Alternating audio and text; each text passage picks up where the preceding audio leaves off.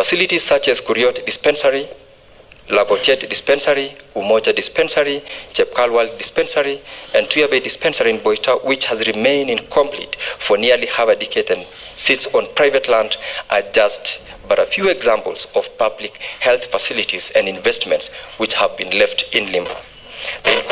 The incompletion of these facilities, compounded by a lack of reliable ambulance services, chronic drug shortages, and understaffing in existing centers, has made the lives of our people unbearable, especially those in remote areas who rarely and solely rely on these public facilities. I urge you to take time to note and take action decisively. As duty bearers, honorable members, we have both a moral and constitutional obligation to call the executive to order and demand accountability on why these critical projects remain non-operational, especially where we as a House has budgeted for and approved the budget to facilitate funding of those facilities. This is further worsened by the unrealized programs to construct 2 new dispensaries per ward, which, despite being budgeted for by this House, was never implemented. On the legislative front, on health sector, this House must ensure full implementation of the Facility Improvement Finance Act. Funds raised by health facilities must be utilized transparently and strictly for their intended purpose, not redirected or diverted.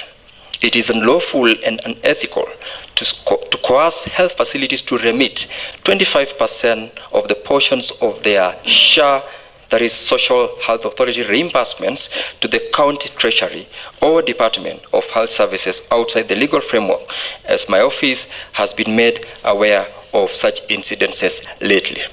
Section 5(4) of the Facility Improvement Fund Act 2023 states that the income and other receivables retained by the public health facility shall be considered as a supplement to the budgets and resources appropriated to the public health facilities by the respective county governments, and not a substitute to that funding. Honorable members, it is the solemn responsibility of this Honorable House to ensure that the Facility Improvement Fund resources are not misused or substituted as a means to offset or replace funds which are already appropriated by this House to our health facilities through the normal budgetary processes. Facility Improvement Fund collections must remain supplementary, intended to enhance service delivery, not to plug budgetary gaps created by poor planning or misallocation of resources.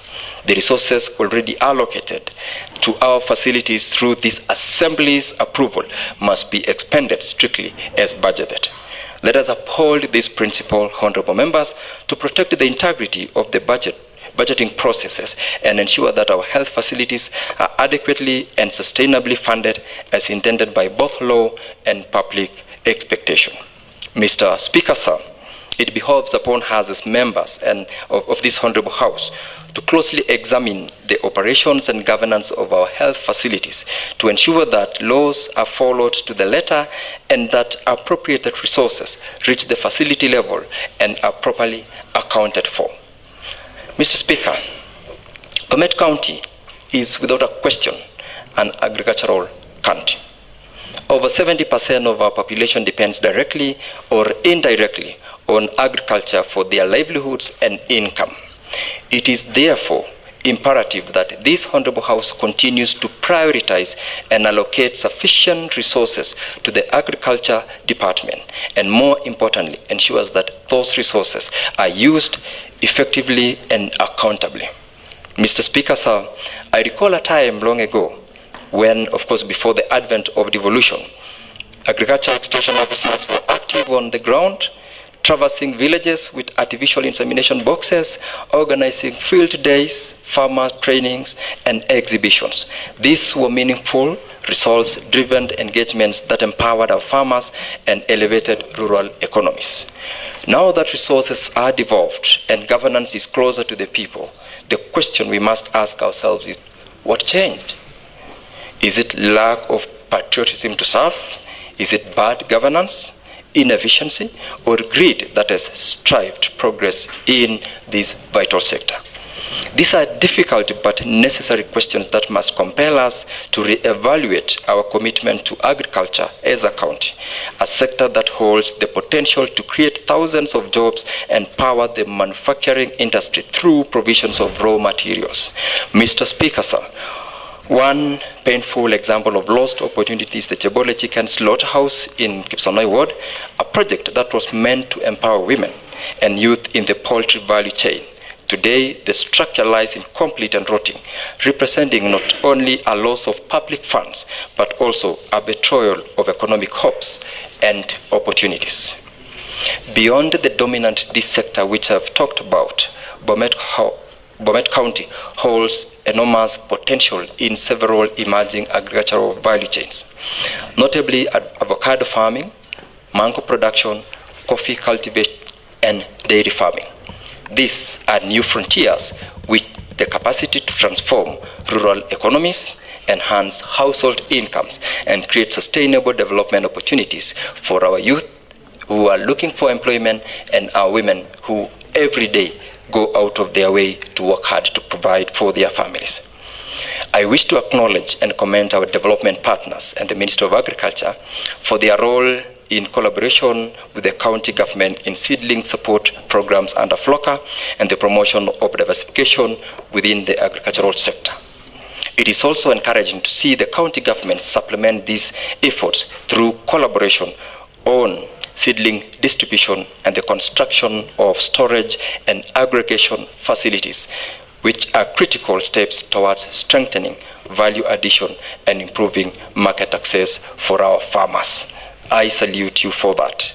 Honorable members, with the right investment, policy focus, and coordinated action, these high potential value chains can become economic pillars for the residents of Bomet, and it will offer alternatives to traditional crops and driving inclusive growth across all wards.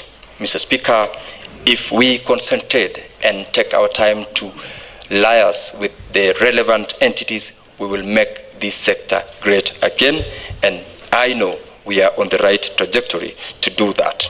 However, Mr. Speaker and honorable members, we must speak plainly.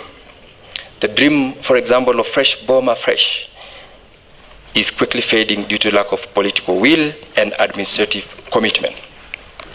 The Hay program in Mengwet Ward in Kongasis Ward, despite public resources already committed, stands as another abandoned promise to our livestock farmers.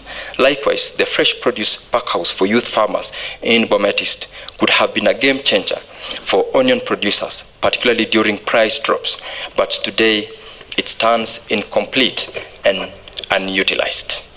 Furthermore, Mr. Speaker, sir, the regulations provide that farm produce such as potatoes and onions must be packaged in a 50 kg bag. Yet on the ground, cartels continue to exploit farmers using 90 kilogram bags with additional top-ups of up to 20 kg, a clear violation of the law and a gross injustice to the very people who feed this county. Honorable members, these are not just but isolated incidences. They represent a systemic failure to implement, protect, and promote agricultural development despite the effort that the County Assembly has put in funding them and approving the budgets. We must take time to reflect on our collective performance and ask ourselves, 2 years from now, when our term comes to an end, what legacy in agriculture will we leave behind for the people who entrusted us with the offices that we hold? I urge you, honorable members, to invoke your constitutional oversight mandate to ensure that the above programs and many others in the agricultural sector are revived, completed, and fully operationalized. Let us go down in history as a house that stood firmly for the farmer, defended the rural economy, and restored the rightful dignity of agriculture in the county of Bomet. Fourthly, honorable members, water is a critical natural resource, fundamental not only for drinking,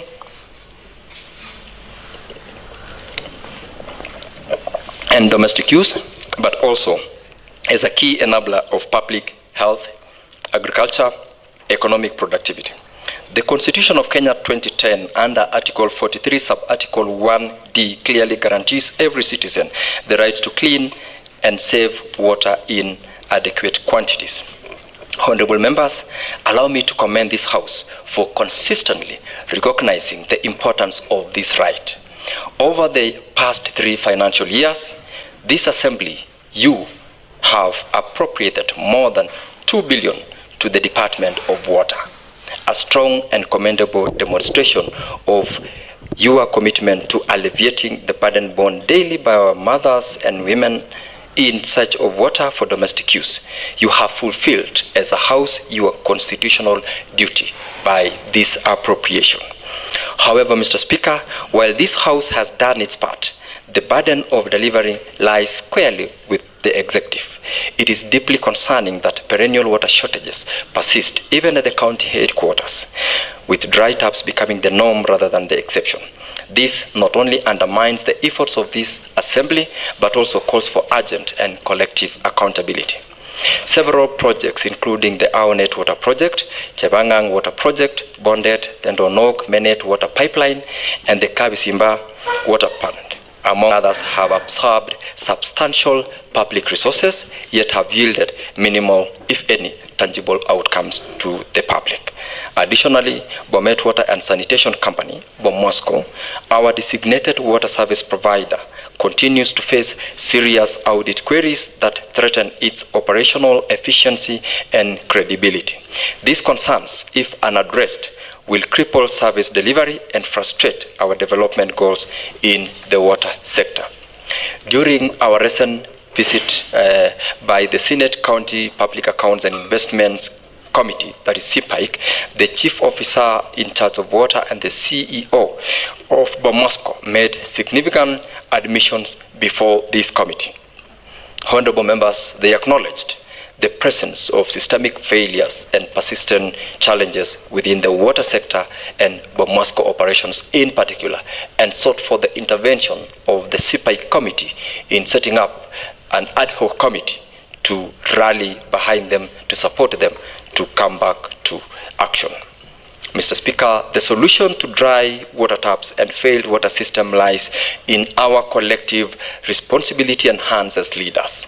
With honest, diligent execution of responsibilities and a renewed commitment to accountability, the people of Bomet can and should enjoy the continuous flow of water in their homes. Let us not allow a basic necessity to become a daily struggle. Let us end the shame of water scarcity in our urban centers, starting right here at the county headquarters, and restore public confidence by ensuring that every shilling appropriated delivers real and measurable impact.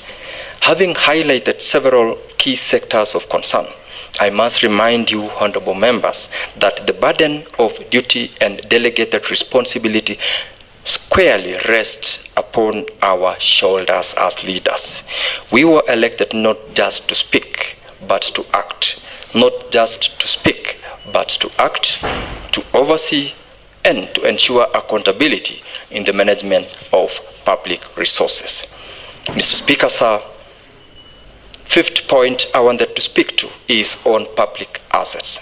The people of Bomet have placed their trust in us, their elected leaders. They expect us to be the custodians of public interest and to safeguard all assets acquired using public resources. For example, they expect us to have in our possession the registration documents for road construction equipment and earth movers purchased with taxpayers' money in the financial year 2022-2023 at a cost of over Kenya shilling 300 million. This item has already been flagged by the Auditor General in the report that has been tabled before the Senate. They expect clarity on the ownership status of the proposed Kyogong Stadium land, including the availability of ownership documents. They seek answers on the expenditure of 3.8 million allocated to the rehabilitation of 02 steel footbridge in Raweta, a matter that must not be allowed to fade into obscurity.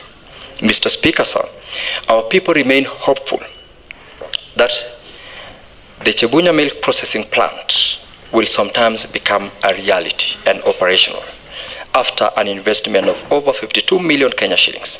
Of this amount, this House approved an approximate of 39 million, while the World Vision, one of our development partners, has invested 13.25 million. The public are apprehensive, yet expectant that they will finally enjoy a mud-free Christmas once the Chemobei-Sibayan Road is completed.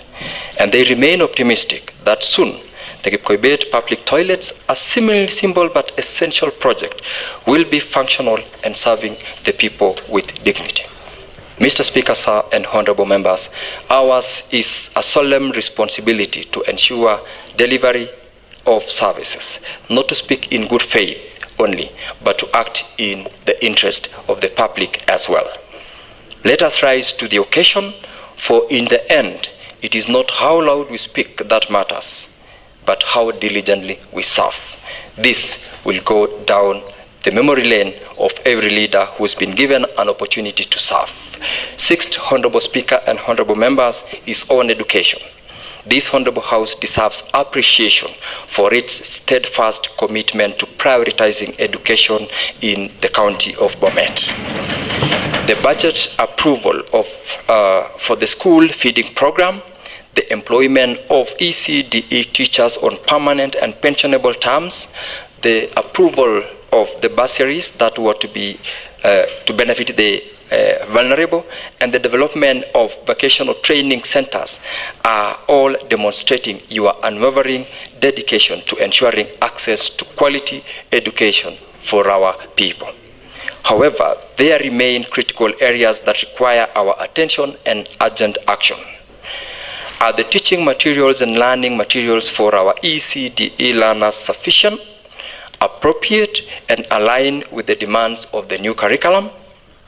Are these materials delivered on time to maximize learning outcomes? For instance, when a class register is applied at the end of the term, when teaching and learning materials already inadequate in quantity are delivered merely 3 days to the school closing date, does it serve the intended purpose? Of course, the answer is no. And when milk for the school feeding program, originally planned for delivery twice a week, arrives irregularly and inconsistently, what do we, honorable members, make of it? Does this reflect a system that honors its commitment to our children? Does this portray us as their representatives, as people ready and willing to effectively oversight government and speak boldly for those without a voice? These are not just administrative delays. They are symptoms of deeper systemic negligence. And unless we act decisively, we become complicit by our silence. Let us remind ourselves that oversight is not an option. It is our constitutional duty. And where children's education and well-being are concerned, we cannot, honorable members, afford to blink. Is there a continuous professional development program for our teachers to keep pace with the evolving educational standards?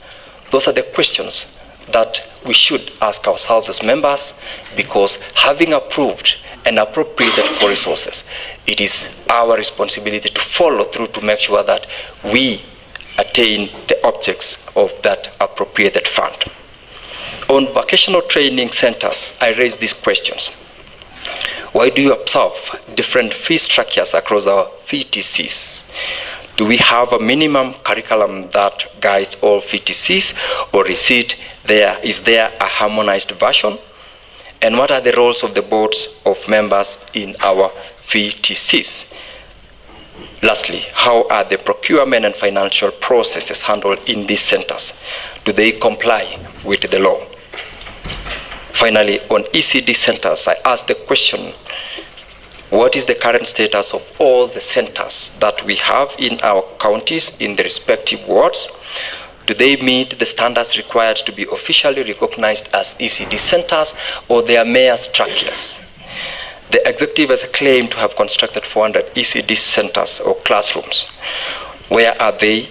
Are they evenly distributed across our wards? at an average of 16 ECD classrooms per ward?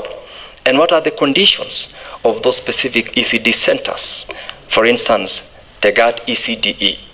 For instance, Chemelet ECDE. Where exactly is Itibet ECDE in Boitao situated?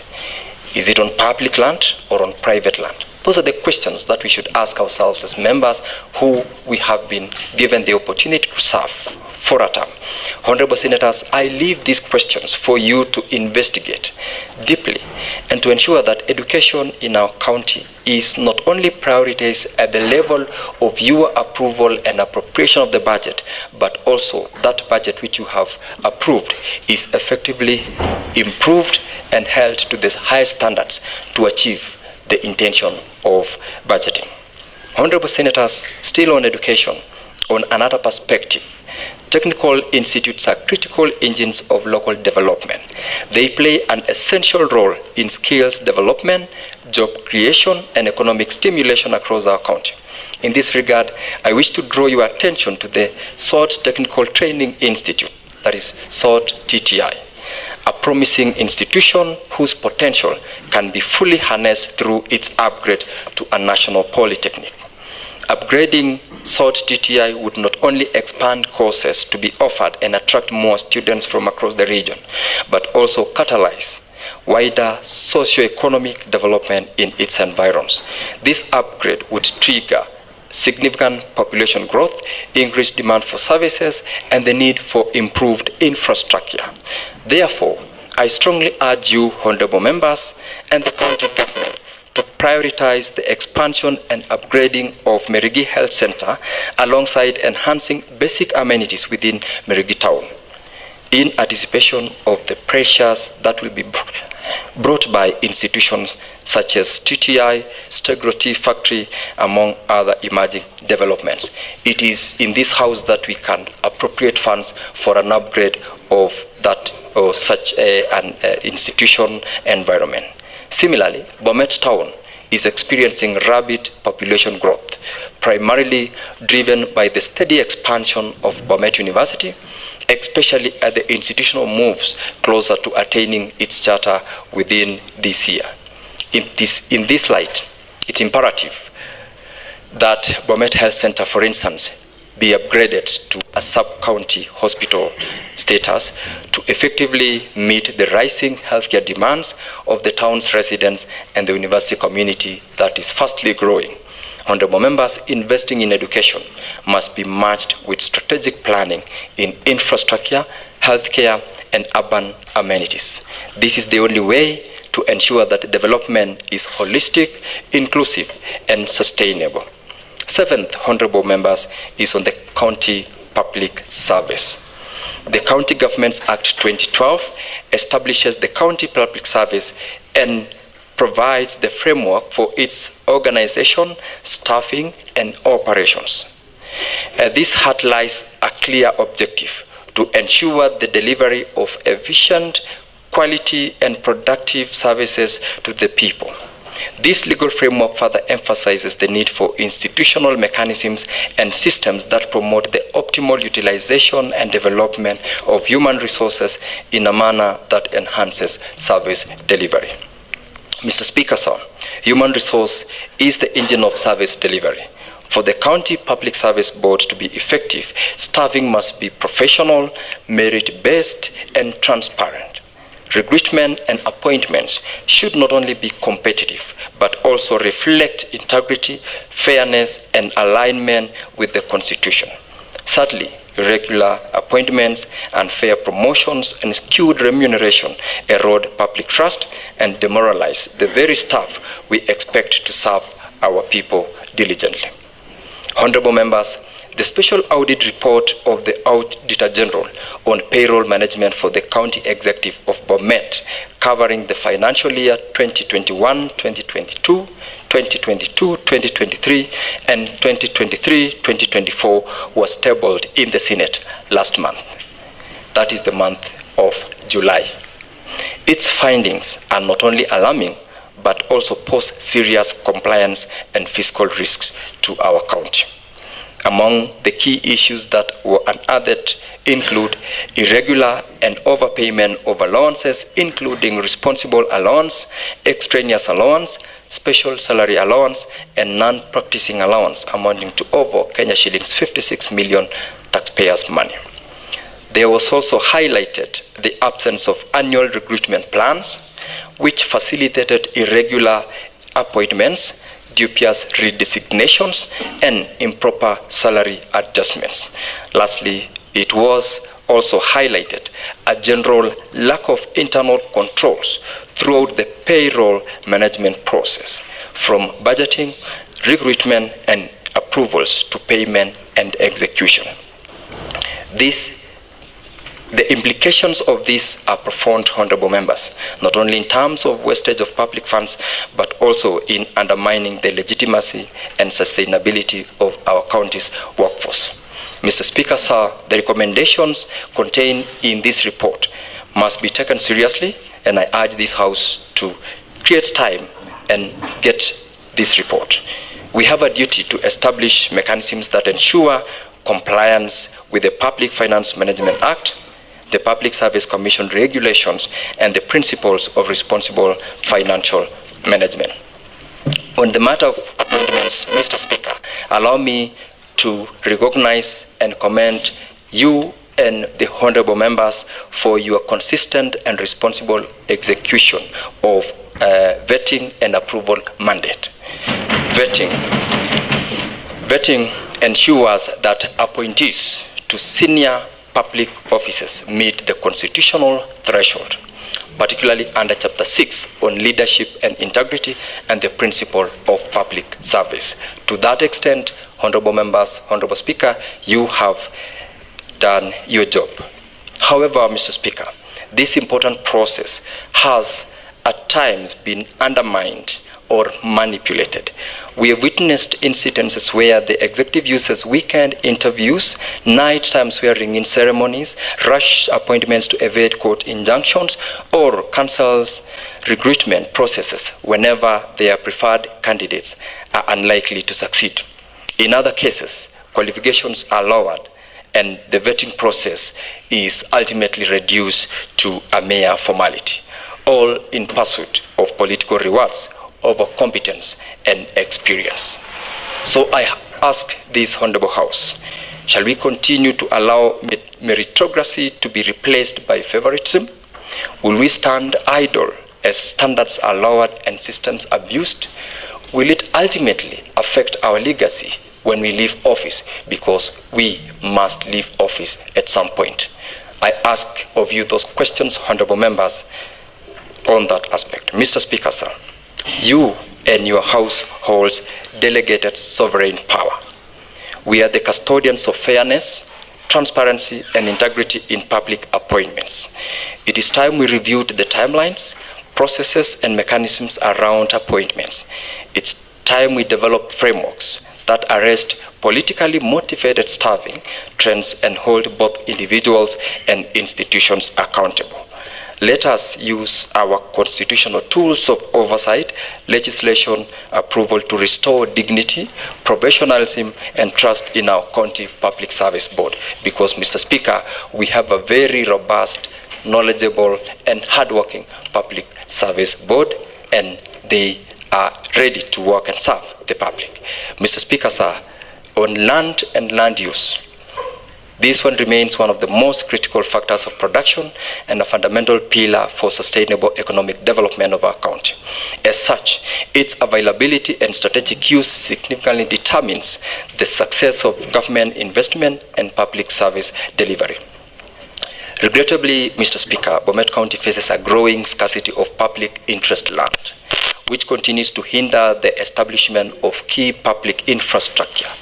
Facilities such as industrial parks, recreational spaces, arboretum, affordable housing projects, libraries, resource and ICT centers, youth empowerment hubs, craft centers, museums, and social halls require adequate, well-located land, yet such land is increasingly not available. I call upon you, honorable members, to consider strategic acquisition of public interest land, Now, not even when it's too late. Let us align our spatial planning and budgeting processes to ensure timely identification, acquisition, and securing of land for future public use. This is how we safeguard the dreams of tomorrow today. Honorable members, if we are to future-proof the development of this county, then land banking must become a deliberate and urgent policy intervention. Without forward-thinking action, we risk a scenario where land becomes congested, inaccessible, or exorbitantly expensive, thereby frustrating public development agendas and choking our growth potential as a county. Ninth, honorable members, is on the fidelity to the rule of law. Adherence to the rule of law is the foundational fulcrum of order, justice, and tranquility in any functioning society. When the law ceases to be a neutral guide, when it bends to favor the high and mighty, and the voices of the vulnerable and the down out, then terror, impunity, and disorder takes root. Mr. Speaker, sir, over the past 5 years, the county government of Bomet has found itself entangled in numerous litigations, ranging from labor-related cases to disputes with contractors, suppliers, and landowners. These are not isolated incidents, but symptoms of systemic failure to act within the legal frameworks that govern procurement, employment, land acquisition, and service delivery. This is not just a legal issue, honorable members. It is a governance crisis. Every fine that is paid out, every penalty that is imposed on our county government, and every outsourced legal service paid for with public funds is a development opportunity lost, thus stifling our county's ability to fund core services such as building dispensaries, supplying clean water, improving on our dilapidated roads, or investment in agriculture and education. Honorable members, I raise this matter not to induct, but to provoke collective reflection of the members of this House and the public, and action to be taken. How long shall we watch, for instance, as taxpayers' resources poured into lawsuits and legal fees that could have been avoided through simple adherence to law and procedure? It's important to note that, honorable members, the Office of the Auditor General has consistently flagged the rising cost of fines and has demanded, as incurred by the county government, action. Many of these are actually avoidable. These are not isolated observations for the county of Bomet, but for across the country in most of our counties. But the recurring audit concerns, particularly in our county, have now become a pattern that demands urgent corrective action. It's time, honorable members, that we move beyond reading audit reports and begin to act decisively on them. Public money must not continue to be used to clean up administrative carelessness or non-compliance with the law.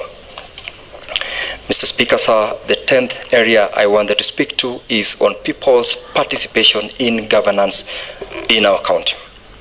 Recognizing the constitutional right of our people to manage their own affairs, full implementation of Bomet County Public Participation Act 2019 must be treated as a priority. This assembly has a central role to play in ensuring that this law is not just a document on paper, but a living, breathing framework that anchors inclusive and meaningful engagement with our people. Honorable members, we must go beyond token consultations. Capacity building initiatives targeted especially at the grassroots are essential to enable the public to engage constructively in the planning, budgeting, and oversight processes. Public participation must be institutionalized, resourced, and continuously nurtured so that every citizen resident of Bomet, not just the loudest voices, has a genuine say in shaping the priorities and direction of this county. Honorable members, Bomet County Public Participation Act 2019 clearly stipulates that the department responsible shall prepare quarterly and annual reports on the status and effectiveness of public participation. Has this been done as required by law? I pose that question to the honorable members of this House. Furthermore, the appointment of a public participation council and an advisory committee is not an optional under that law that was passed by this House in the year 2019. Has this House, for example, received any confirmation that these bodies have been constituted and funded to operationalize? Honorable members, we must ask ourselves those questions, and further, whether we are genuinely fair and transparent in the way we conduct public participation as a county executive. Do we provide public with adequate notice, relevant documents, and sufficient time for them to digest the information and give meaningful input, especially on planning and budgeting on development programs that this House is called sometimes to approve? Let's not allow public participation to become a mere formality or a checkbox exercise. As Justice Mubingugi rightly ruled, public participation is not a cosmetic exercise. It must be real, inclusive, and impactful. By real, we mean that public participation must be anchored on regular auditing and reporting. It must not be a symbolic exercise, but one that is evidence-based, with clear documentation of what was proposed, what was taken into account, and what action followed. This assembly should insist on these quarterly and annual reports as required by law to track the progress and effectiveness of participatory processes in governance. By impactful, we refer to the importance of stakeholder engagement that leads to tangible outcomes. Public input must not end at the consultation level. It must be acknowledged, responded to, reflected in the county decisions and policies, and a robust feedback mechanism is necessary to close on the loop so that citizens know how their voices have influenced the decisions made. I highlight that because we have a law that this House has passed. And lastly, by inclusiveness, we are required to emphasize the need to involve marginalized, minority, and represented groups in all public participation forums, including women, youth, and the persons with disabilities, whose voices are often drawn out in the elite spaces. Participation must reflect the full demographic of our county, not just the well-connected or well-informed.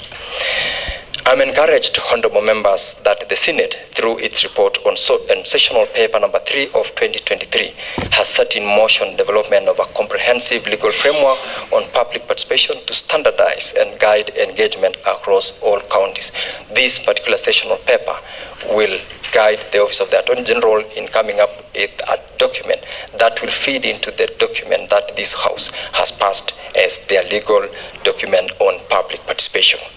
But until then, honorable members, we must uphold both the letter and the spirit of the law and ensure that public participation in our county is not just legally compliant, but morally and ethically sound, a process that respects the voice of the people as central to our governance. Honorable members, we seem to have all that is required of our prosperity as a county. But what is holding us back? I ask this question because we seem to have all that is required of us. What is holding us back? Members, in my view, corruption is holding us back. Corruption is a venomous serpent, and unfortunately, one that has found its way into the veins of devolved governance.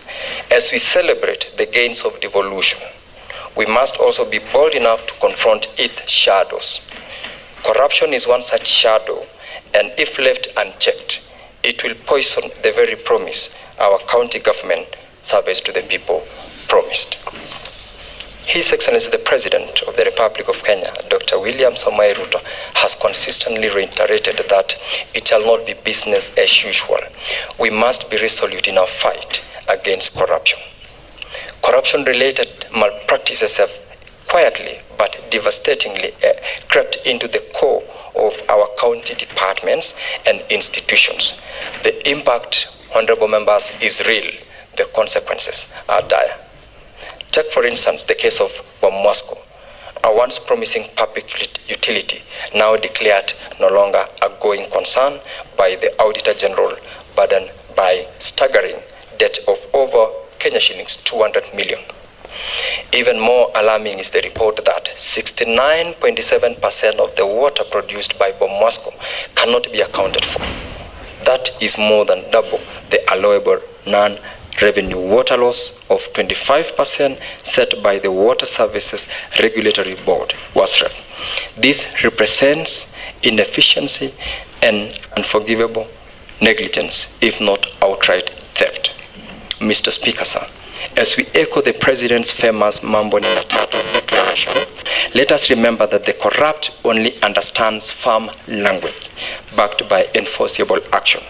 Let this House stand firm on integrity, stand for an accountability, and protect the resources we have in this country.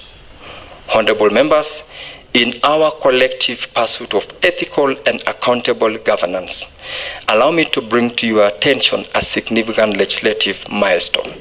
On 19th of August 2025, His Excellency the President ascended to the Conflict of Interest Act, marking a critical step towards deepening integrity in public service.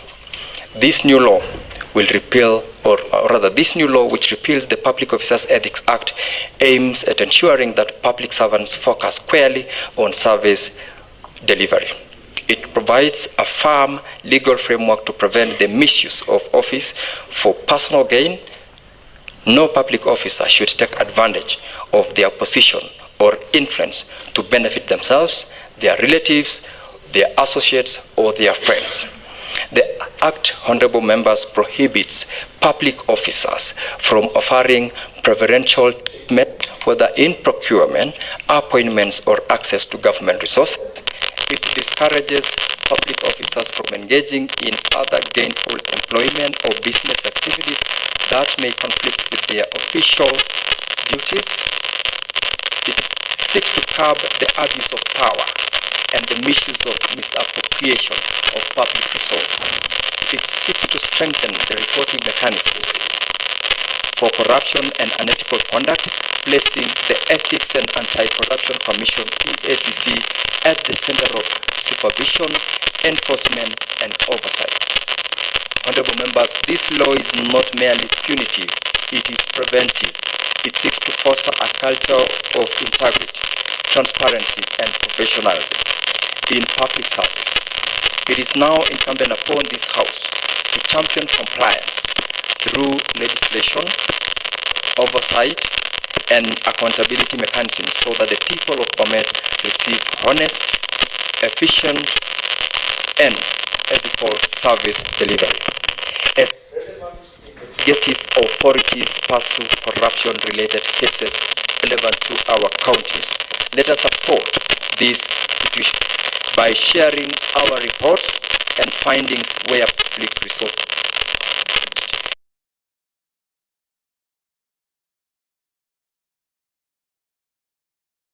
whenever you're called upon to do. Mr. Speaker, sir, remember this power. Mr. Speaker, sir, remember with power comes great responsibility. And as the good book says in Luke 12:48, from everyone who has been given much, much will be demanded.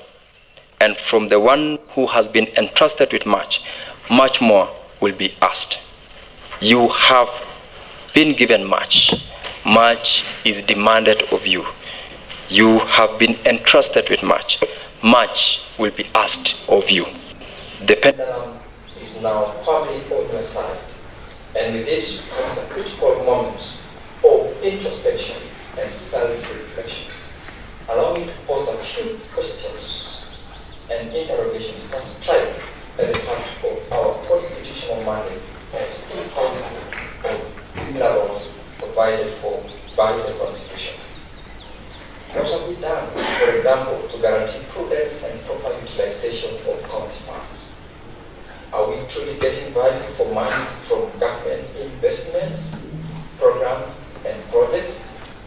How have we utilized the instruments of governance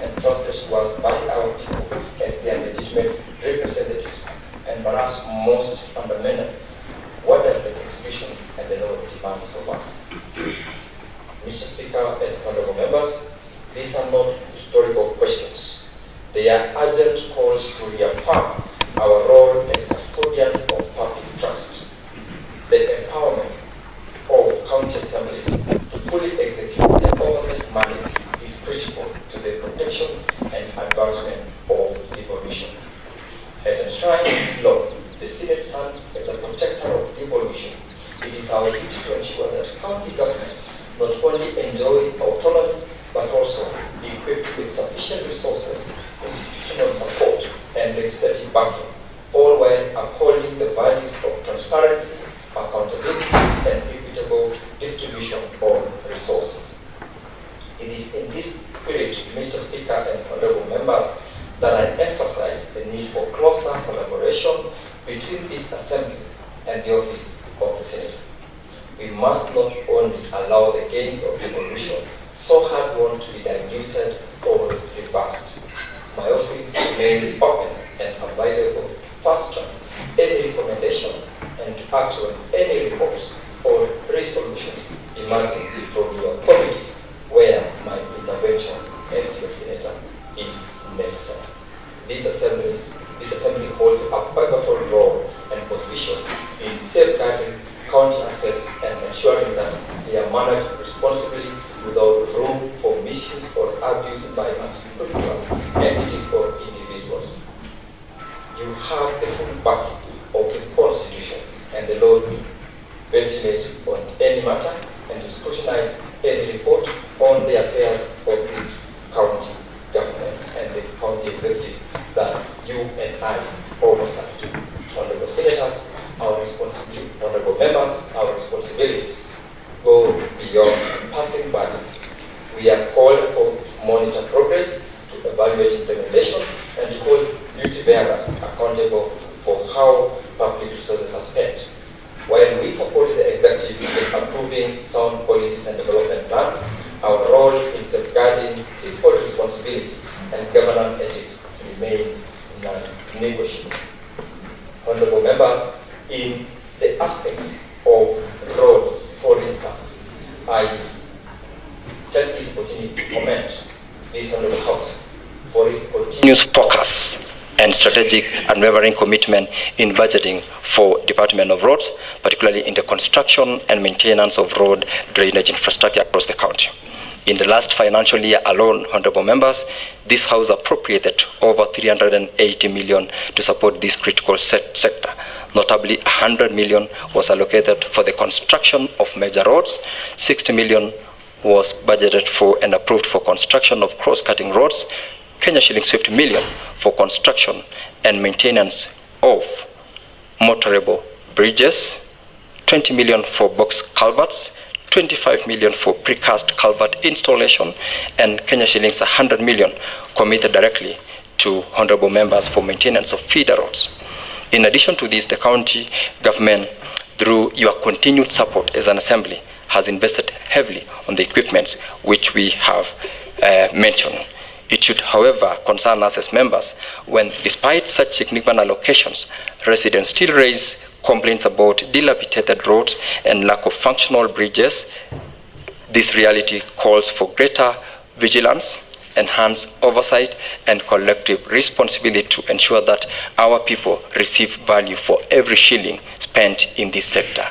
As a matter of fact, honorable members, the purchase of the heavy equipment is a subject of investigation by the Ethics and Anti-Corruption Commission and has indeed been flagged by the Office of the Auditor General as not just an irregular, but an investment that was not in the CIDP, in the ADP, and initially not in the budget that ultimately was utilized. Let's not fall, honorable members, into the trap of complacency. Instead, let us strengthen monitoring, demand accountability, and ensure timely and quality delivery of infrastructure projects. And lastly, on source revenue.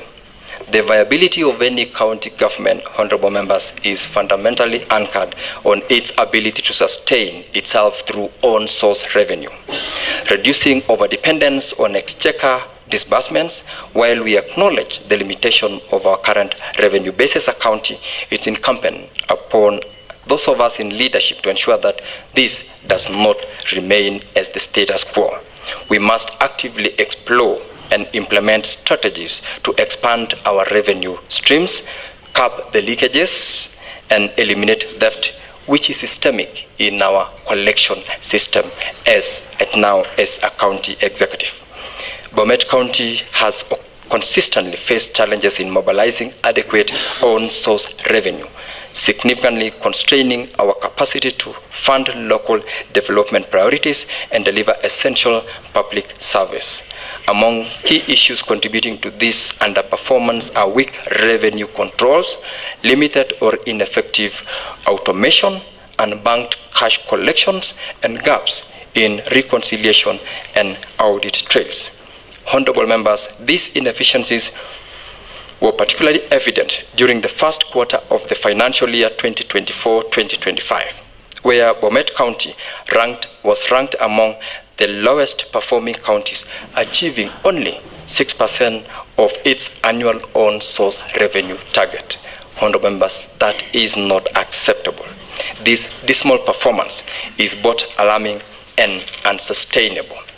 Further compounding the problem, the Office of the Auditor General previously flagged a case where the cost of acquiring and maintaining an automation system of revenue collection far exceeded the revenue collected through that particular system. This raises serious concerns over value for money and procurement prudence. Honorable Senators, members, despite sustainable investment in automation over the years, these efforts have yet to translate into tangible improvements in revenue collection. As we continue to advocate for digitization and automation of revenue systems and also other automation systems like what I've witnessed in your new chamber, which I must acknowledge and congratulate this House and those who've implemented it, we should be guided by the principle of cost effectiveness, accountability, and practicality. Most importantly, we must set realistic and evidence-based targets to avoid the build-up of pending bills and financial obligations that strain our county resources, so that wherever we have whatever resources coming out of the shareable revenue, the own source revenue comes in as a supplement to implementation of the programs that this Honorable House approves. Let us commit to sealing loopholes, Honorable members, enhancing transparency, and ensuring that every shilling collected works towards the development agenda of the people of Bomet. And as I head towards closing, let us recognize that as we move forward, it is vital that the laws we enact are constitutionally sound. That means embracing comprehensive legal reviews, encouraging cross-committee collaborations, and ensuring we do not pass legislation that falls short of constitutional or statutory